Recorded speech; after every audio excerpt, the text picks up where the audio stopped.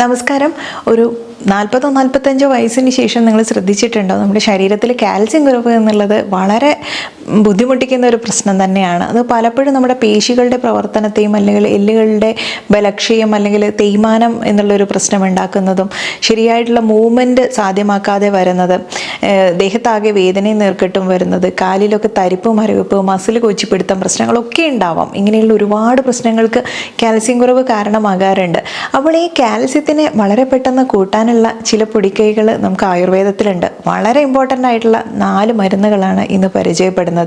അപ്പോൾ കാൽസ്യക്കുറവ് നിങ്ങൾക്ക് ഉണ്ടെന്നുള്ളൊരു സംശയം തോന്നിക്കഴിഞ്ഞാൽ ഈ വീഡിയോ മുഴുവനായിട്ട് കാണാൻ ശ്രമിക്കണേ. നിങ്ങൾക്കുള്ള വീഡിയോ ആണ്. ഞാൻ ഡോക്ടർ സജിത ദിജിൻ. കാൽസ്യം എല്ലുകളുടെയും പല്ലുകളുടെയും പ്രവർത്തനം, നാഡികളുടെ സുഗമമായ പ്രവർത്തനത്തിനും പേശികളുടെ പ്രവർത്തനം എന്നിവയ്ക്കൊക്കെ അത്യാവശ്യമാണ്. അസ്ഥികളുടെ സാന്ദ്രത നിലനിർത്താനും പേശികൾക്ക് സങ്കോചിക്കാനും ഹൃദയത്തിൻ്റെ താളം ക്രമീകരിക്കാനും ഒക്കെ സഹായിക്കുന്നുണ്ട്. ശരീരത്തിലെ കാൽസ്യം കുറഞ്ഞാൽ സന്ധിവേദന, അസ്ഥികൾക്ക് ബലക്കുറവ്, നാഡീ സംബന്ധമായ പ്രശ്നങ്ങളെല്ലാം ഉണ്ടാവും. ഇനി ശരീരത്തിൽ 99% കാൽസ്യവും എല്ലിലും പല്ലിലുമാണ് സംഭരിക്കുന്നത്. ഇത് എല്ലുകളുടെ ബലവും ഘടനയും നിലനിർത്താൻ സഹായിക്കുന്നുണ്ട്. പേശികൾക്ക് സങ്കോചിക്കാനും വിശ്രമിക്കാനും കാൽസ്യം ആവശ്യമാണ്. ഇതുപോലെ ശരീരത്തിൽ കാൽസ്യം കൂട്ടാൻ ചില ആഹാര പദാർത്ഥങ്ങൾ നമ്മളെ സഹായിക്കും എന്നുള്ളത് മുൻപത്തെ വീഡിയോയിൽ പറഞ്ഞിട്ടുണ്ടായിരുന്നു. അതിനു പുറമെ ചിയാ സീഡ് കുതിർത്ത് വെള്ളം കുടിക്കുന്നതും അതുപോലെ തന്നെ ഡയറി പ്രൊഡക്ട്സുകൾ നമ്മുടെ ഡയറ്റിൽ ഉൾപ്പെടുത്തുന്നത്, ആൽമണ്ട് അല്ലെങ്കിൽ ബദാം ഉപയോഗിക്കുന്നത്, ഡ്രൈ ഫിഗ് അതായത് അത്തിപ്പഴം, ഉണങ്ങിയ അത്തിപ്പഴം കഴിക്കുന്നത്, ബ്രൊക്കോളി, സ്പിനാച്ച്, സോയാബീൻ, ഓറഞ്ച്, അതുപോലെ വെണ്ടയ്ക്ക, ഇതുപോലെ തുടങ്ങിയിട്ടുള്ള പച്ചക്കറികളും പഴവർഗ്ഗങ്ങളും ഒക്കെ നമ്മുടെ ആഹാരത്തിൽ ഉൾപ്പെടുത്തുന്നതൊക്കെ തന്നെ ഇതുപോലെ നമുക്ക് ശരീരത്തിൽ കാൽസ്യം കൂട്ടാനുള്ള ഒരു വഴിയാണ്. പിന്നെ ശ്രദ്ധിക്കാനുള്ളത്, നമ്മുടെ കാൽസ്യം ശരിയായ രീതിയിൽ ബോഡി അബ്സോർബ് ചെയ്യുന്നുണ്ടോ എന്നുള്ളതാണ്. എപ്പോഴും ബ്ലഡിലെ pH കൂടിക്കഴിഞ്ഞാൽ ഈ pHനെ ന്യൂട്രലൈസ് ചെയ്യാനായിട്ട് നമ്മുടെ ശരീരം തന്നെ റീഅബ്സോർബ് ചെയ്യും. നമ്മുടെ എല്ലുകളിൽ നിന്നും പല്ലുകളിൽ നിന്നും ഒക്കെ കാൽസ്യത്തിന് തിരിച്ചെടുക്കും ഉപയോഗത്തിനായിട്ട്. അങ്ങനെ സംഭവിക്കുമ്പോൾ നമുക്ക് തേയ്മാനം പ്രശ്നങ്ങളൊക്കെ ഉണ്ടാവാനുള്ള സാധ്യത കൂടുതലാണ്. അപ്പോൾ ഇതൊക്കെ മെയിൻറ്റെയിൻ ചെയ്യാനും ബോഡിയുടെ pH തന്നെ മെയിൻറ്റെയിൻ ചെയ്യുന്ന രീതിയിലും ബോഡിക്ക് ഒത്തിരി പിത്തവർദ്ധകമായിട്ടുള്ള ആഹാരങ്ങളല്ലാതെ കഴിക്കുന്നതാണ് എപ്പോഴും നല്ലത്. അതുപോലെ തന്നെ ബ്ലഡിലെ pH ഒക്കെ മെയിൻറ്റെയിൻ ചെയ്യുന്ന രീതിയിലും നമ്മുടെ ദഹന പ്രശ്നങ്ങളൊക്കെ നേരെയാക്കുന്ന രീതിയിലുള്ള ആഹാരങ്ങൾ തിരഞ്ഞെടുക്കണം. കാൽസ്യം ഫുഡുകൾ പലരും കഴിക്കുന്നുണ്ടെങ്കിലും അത് ശരീരം അബ്സോർബ് ചെയ്യുന്നില്ല എന്നുള്ളത് കൊണ്ടാണ് ഈ ഒരു തേയ്മാനവും മുട്ടുവേദനയും പ്രശ്നങ്ങളൊക്കെ വരുന്നത്. അപ്പോൾ അതിന് സഹായിക്കുന്ന കുറച്ച് 5 മരുന്നുകളാണ് ഇന്ന് പരിചയപ്പെടുന്നത്. അതിൽ ഒന്ന് കൂശ്മാണ്ഡ രസായനം അല്ലെങ്കിൽ കൂശ്മാണ്ഡ അവലേഹം എന്നൊക്കെ പറയും. നമുക്ക് ആയുർവേദ ഷോപ്പിൽ നിന്നൊക്കെ വാങ്ങിക്കാൻ കിട്ടുന്നതാണ്. ഇത് നമ്മുടെ ഉപയോഗിക്കാൻ പറ്റുന്ന, കൂശ്മാണ്ഡം എന്നുള്ളത് അറിയാം, കുമ്പളം എന്നുള്ളതാണെന്ന്. കൂശ്മാണ്ഡ അവലേഹം നമ്മുടെ ഓവറോൾ ഹെൽത്തിന് ഉപയോഗിക്കുന്നതാണ്. ശരീരത്തിന് ക്ഷീണം തളർച്ചയൊക്കെ തോന്നുന്നവരുണ്ടെങ്കിലോ കാൽസ്യക്കുറവ് ഉണ്ടെങ്കിലൊക്കെ ഉപയോഗിക്കാൻ പറ്റുന്ന ഒന്ന് തന്നെയാണ്. ഇതിൽ ധാരാളം പ്രോട്ടീൻ അടങ്ങിയിട്ടുള്ളത് കൊണ്ടും കൂശ്മാണ്ഡം അല്ലെങ്കിൽ ആഷ് ഗോഡിൽ വൈറ്റമിൻ ബി, വൈറ്റമിൻ സി, മറ്റുള്ള മിനറൽസ് എല്ലാം ഉള്ളതുകൊണ്ട് കാൽസ്യം ഒക്കെ അടങ്ങിയിട്ടുള്ളതുകൊണ്ട് വളരെ നല്ലതാണ്. ഇനി കുമ്പളം തന്നെ കറി വെച്ചിട്ടോ അതല്ലെങ്കിൽ കുമ്പളം ജ്യൂസ് അടിച്ചോ കുടിക്കുന്നതും ഒക്കെ തന്നെ നമ്മുടെ വയറിനെ നന്നായിട്ടൊന്ന് ക്ലെൻസ് ചെയ്യാനും ഫാറ്റി ലിവർ ഉള്ളവർക്കും ഒക്കെ നല്ലതാണ്. 1 മുതൽ 2 ടീസ്പൂൺ അല്ലെങ്കിൽ ഒരു 15 ഗ്രാം വരെയൊക്കെ തന്നെ നമുക്ക് ഒരു ദിവസത്തിൽ കഴിക്കാവുന്നതാണ്. ഇത് രാത്രി കഴിക്കുകയാണെങ്കിലും തന്നെ അല്പം ഇളം ചൂടുള്ള പാല് കൂടെ കുടിക്കുന്നത് ഒന്നുകൂടെ നല്ലതാണ്. എപ്പോഴും നമ്മുടെ ദഹനം ശരിയാക്കുക എന്നുള്ള ഒരു കാര്യമാണ് ചെയ്യേണ്ടത്. അപ്പോഴാണ് നമുക്ക് വയറിനൊക്കെ തന്നെ ആ ഒരു ബോഡിയുടെയും ബ്ലഡിൻ്റെയും ഒക്കെ pH മെയിൻറ്റെയിൻ ചെയ്യാൻ പറ്റുള്ളൂ. അത്തരം സന്ദർഭങ്ങളിൽ ഇതിനെ ആൽക്കലൈൻ ആക്കുന്ന രീതിയിലുള്ള കാര്യങ്ങളാണ് ഞാൻ ഈ പറയുന്ന കാര്യങ്ങൾ. ഒന്ന് കൂശ്മാണ്ഡാവലേഹം, രണ്ടാമത്തത് ശതാവരി എന്നുള്ളതാണ്. ശതാവരി നമുക്കറിയാം, പ്രസവം കഴിഞ്ഞിട്ടുള്ള അമ്മമാർക്കൊക്കെ പാല് വർദ്ധിപ്പിക്കാനൊക്കെ ഉപയോഗിക്കുന്നു എന്നുള്ളതും, അതുപോലെ കൂടുതലും സ്ത്രീകൾക്ക് ല്യൂക്കോറിയ അല്ലെങ്കിൽ വെള്ളപ്പൊക്ക് എന്നുള്ളൊരു പ്രശ്നമൊക്കെ ഉണ്ടെങ്കിൽ അതിനെ തിളപ്പിച്ച് കുടിക്കാം എന്നുള്ളതൊക്കെ കേട്ടിട്ടുണ്ടാവും.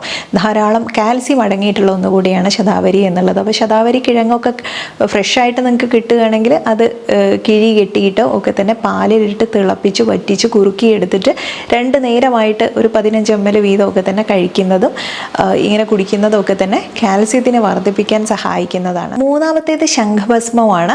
ചരക സംഹിത രസതരംഗിണിയിൽ പറഞ്ഞിട്ടുണ്ട് വളരെ വ്യക്തമായിട്ട് ഇത് നമുക്ക് കാൽസ്യം സപ്ലിമെൻ്റ് ആയിട്ട് ഉപയോഗിക്കാം എന്നുള്ളത്. ശംഖിൽ നിന്ന് നീറ്റിയെടുക്കുന്ന ഒരു പ്രോഡക്റ്റാണ്, അതൊരു പൗഡർ ഫോമിൽ ഉപയോഗിക്കുന്നതാണ് ശംഖഭസ്മം എന്നുള്ളത്.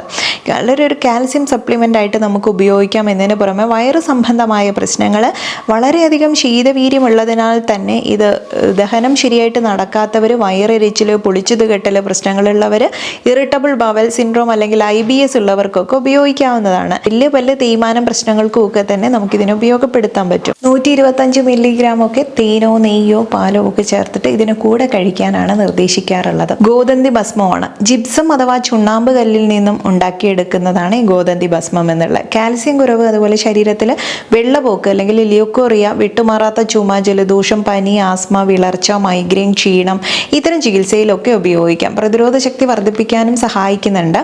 ജിപ്സത്തിൻ്റെ ഫലകങ്ങൾക്ക് മുകളിൽ തട്ടുമ്പോൾ ഇതൊരു വെളുത്ത നിറത്തിൽ പശുവിൻ്റെ പല്ലുകൾ പോലെ കാണുന്നതിനാലാണ് ഗോതന്തി എന്നുള്ള പേര് വന്നിട്ടുള്ളത്. ശീതീകരണ സ്വഭാവമുള്ളതിനാൽ മഞ്ഞപ്പിത്തം, അട്രിക്കേരിയ, പനി പോലുള്ള പിത്ത റിലേറ്റഡ് ആയിട്ട് വരുന്ന അവസ്ഥകളിലൊക്കെ ഉപയോഗിക്കാൻ പറ്റുന്നതാണ്. ഒരു 125 മില്ലിഗ്രാം മുതൽ 375 മില്ലിഗ്രാം വരെ തേന്, നെയ്യ്, പാല് ഇതൊക്കെ ഈ ഒരു ഇതിന് കൂടെ ചേർത്തിട്ടാണ് കഴിക്കാൻ പറയാറുള്ളത്. എന്നാൽ ഇതിന് പാർശ്വഫലങ്ങൾ എന്ന് പറയുന്നത് കൃത്യമായ ഡോസിൽ നിശ്ചിത സമയത്തേക്ക് മാത്രം ഡോക്ടറിൻ്റെ സൂപ്പർവിഷനിൽ മാത്രം കഴിക്കേണ്ടതാണ് ഇതെല്ലാം തന്നെ. അതുകൊണ്ട് സ്വയം വാങ്ങി കഴിക്കുന്നത് അപകടകരവുമാണ്. ഒരു 30-45 ദിവസം മാത്രമായിട്ട് ഉപയോഗം പരിമിതപ്പെടുത്തണം എന്നുള്ളത് കൊണ്ട് തന്നെ ഈ ശംഖഭസ്മം, പ്രവാളഭസ്മം, ഗോതന്തി ഭസ്മം തുടങ്ങിയിട്ടുള്ള ഭസ്മ രൂപത്തിലുള്ളതെല്ലാം തന്നെ എപ്പോഴും ഡോക്ടറിൻ്റെ സൂപ്പർവിഷനിൽ മാത്രം ചെയ്യാവുന്നതാണ്. വൈദ്യനാഥ്, ദിവ്യ തുടങ്ങിയിട്ടുള്ള ഫാർമസികളൊക്കെ തന്നെ ഈ ഒരു ഇത്തരം ഭസ്മത്തിൻ്റെ പ്രൊഡക്ഷൻ ഉള്ളതാണ്. അതുപോലെ നെക്സ്റ്റ് പവിഴത്തിൽ നിന്നും തയ്യാറാക്കുന്ന ആയുർവേദ മരുന്നായിട്ടുള്ള പ്രവാള ഭസ്മമാണ്.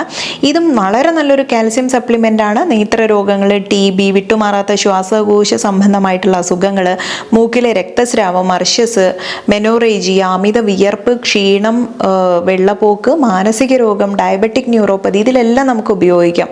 ചർമ്മത്തിൻ്റെ നിറം മെച്ചപ്പെടുത്താൻ സഹായിക്കുന്നുണ്ട്. പ്രകൃതിദത്തമായ ഒരു കാൽസ്യം സപ്ലിമെൻ്റ് ആണ് ഇത്. ശരീരത്തിൽ പുകച്ചിൽ തുടങ്ങിയിട്ടുള്ള അവസ്ഥയൊക്കെ ഉണ്ടെങ്കിൽ അതിനൊക്കെ ഒരു പ്രതിവിധിയായിട്ട് ഉപയോഗിക്കാം. സെയിം 250 മില്ലിഗ്രാം എന്ന അളവിൽ 1-2 തവണ ഭക്ഷണത്തിന് മുന്നോ ഭക്ഷണത്തിന് ശേഷമായിട്ടോ ഡോക്ടറിൻ്റെ നിർദ്ദേശപ്രകാരം, ഓരോരുത്തർക്കും വ്യത്യാസമായിരിക്കും ഡോസേജ്, ആ രീതിയിൽ കഴിക്കാം.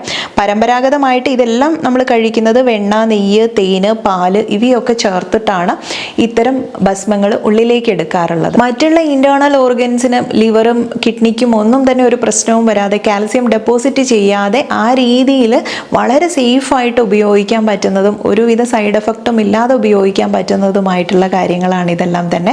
ഇത് ശരിയായിട്ടുള്ള ഡോസേജിൽ നിങ്ങളുടെ ആരോഗ്യസ്ഥിതിക്ക് അനുസരിച്ച് മാത്രം എടുക്കണം എന്നുള്ള ഒരൊറ്റ കാര്യം മാത്രമേ ശ്രദ്ധിക്കാനുള്ളൂ.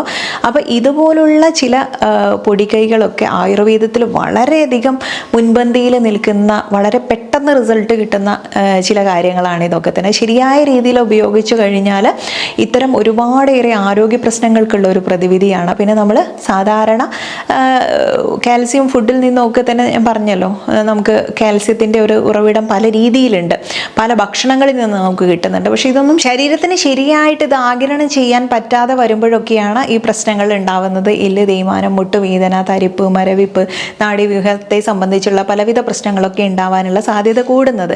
അതുകൊണ്ട് തന്നെ ഞാൻ ഈ പറഞ്ഞ രീതിയിലുള്ള കാര്യങ്ങൾ നിങ്ങളൊരു ഡോക്ടറിനെ നേരിട്ട് കണ്ട് നിങ്ങൾക്കത് സ്വീകരിക്കുകയാണെങ്കിൽ വളരെ നല്ല മാറ്റം കാണാൻ പറ്റും. അപ്പോൾ ഇതുപോലുള്ള ബുദ്ധിമുട്ടുകളൊക്കെ അനുഭവിക്കുന്നവർ നമ്മുടെ കൂട്ടുകാരുടെ ഇടയിലോ അല്ലെങ്കിൽ ഫാമിലിയിലോ ഒക്കെ തന്നെ ഉണ്ടാവും. അപ്പോൾ കണ്ടു കഴിഞ്ഞാൽ അവർക്കും കൂടെ ഷെയർ ചെയ്യാൻ മറക്കരുത്. നെക്സ്റ്റ് ഒരു വീഡിയോയിൽ നല്ലൊരു വിഷയവുമായി വീണ്ടും കണ്ടുമുട്ടാം. നന്ദി.